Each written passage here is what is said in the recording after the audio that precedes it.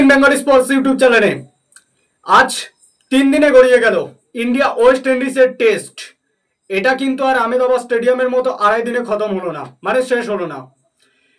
কিন্তু এই 3 দিনের টেস্ট ম্যাচটা গড়ানোর পেছনে আমি বলবো টিম ইন্ডিয়ার ওভারঅল সব পারফরমেন্স ঠিক আছে, কিন্তু টিম ইন্ডিয়া যে স্কোরটা আরও ঠিকঠাক জায়গায় যেত 518 জায়গায়, সেই জায়গাটাকে কিছুটা কমানোর দায়িত্ব নিয়েছিল শুভমান গিল।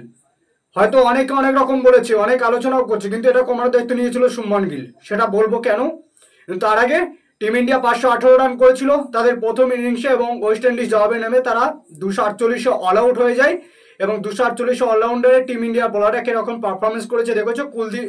কুলদীপ যাদব অসাধারণ ব্যাটিং করেছিল, 5-5টা উইকেট পেয়েছে।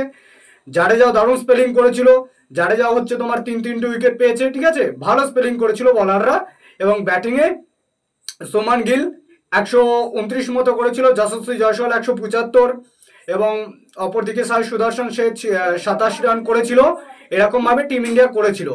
কিন্তু আবার ওয়েস্ট ইন্ডিজ ব্যাট করতে নেমেছে তাদের সেকেন্ড ইনিংসে, এবং ওয়েস্ট ইন্ডিজের 173 রান, ওয়েস্ট ইন্ডিজ 173 রানে ব্যাট করছে, 2টো উইকেট পড়েছে। এবং যে দুজন পিচে ব্যাট করছে, একজনের 87, একজন 66, সাই হোপ 66, আর একজন অপরদিকে সে 87। তা এরা ইন্ডিয়ার কাছে, মানে ওয়েস্ট ইন্ডিজ ইন্ডিয়ার এখনো 97 রান শোধ করাতে পিছিয়ে আছে। এই 97 রান শোধ করার পর আবার হয়তো কিছু একটা রান ওয়েস্ট ইন্ডিজ করবে এবং টিম ইন্ডিয়াকে টার্গেট দেবে, এবং টিম ইন্ডিয়া সেটাকে তুলবে।